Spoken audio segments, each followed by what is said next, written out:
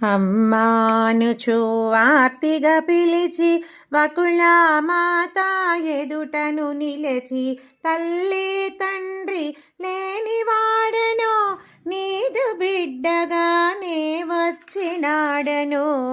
ముంగిట నిలిచిన స్వామిని చూచి తల్లి మనసు తల్లడిల్లి, తల మీదున్న గాయము చూచి తల్లి కనులే చెమ్మగిల్లే.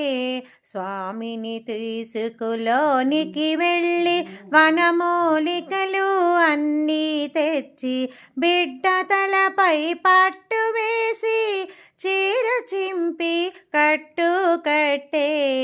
పాలు పళ్ళు స్వామికి ఇచ్చి ప్రక్కన తానే కూర్చొని, వింజామరతో వీచుతూ స్వామికి కడుపు నిండుగా పెట్టెను తల్లి.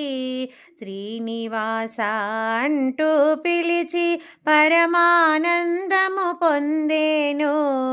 వకుళమాత తల్లి వడిలో సేద తీరెను పరమాత్మ. వెంకటేశుని చరితము వింటే పాపములన్నీ తొలగుగదా. 7 కొండలు ఎక్కినంతనే మనసే పరవశమందుగదా. పూర్వకాలమున సుధర్ముడనే చంద్రవసపు రాజుండే. ఆ రాజునకు 2 పుత్రులు, ఆకాశరాజు తొండమానుడు.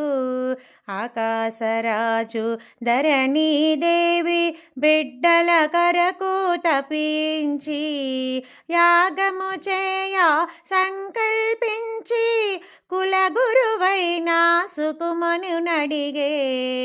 యజ్ఞము చేయగ భూమిని దున్న నాగలి క్రింద పెట్టకటుండే.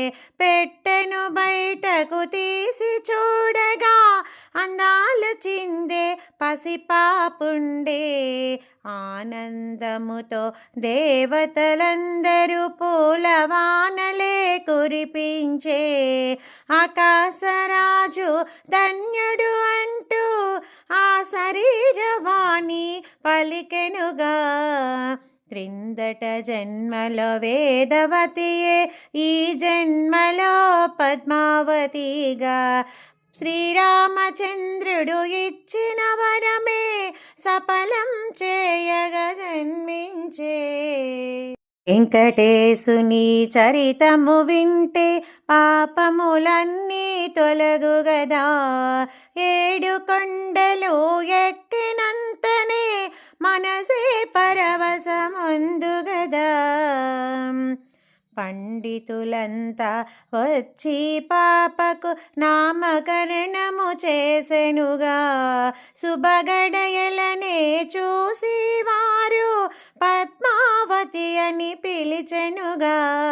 శుక్లపక్షపు చంద్రునిలాగా దినదిన ప్రకాశవంతముగా, చక్కని తోటలో పూలాగా అలార ముద్దుగా పెరగసాగే.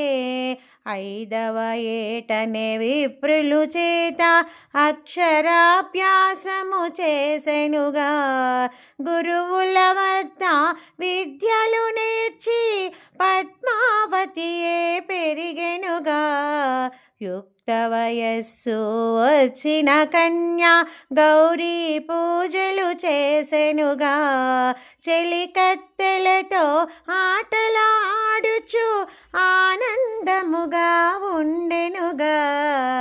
ఒక దినమున నారదముని పద్మావతి కడకే అరుదించే. మునివర్యలను చూసిన వెంటనే ఆనందముగా ఆహ్వానించే. వెంకటేశుని చరితము వింటే పాపములన్నీ తొలగుగదా.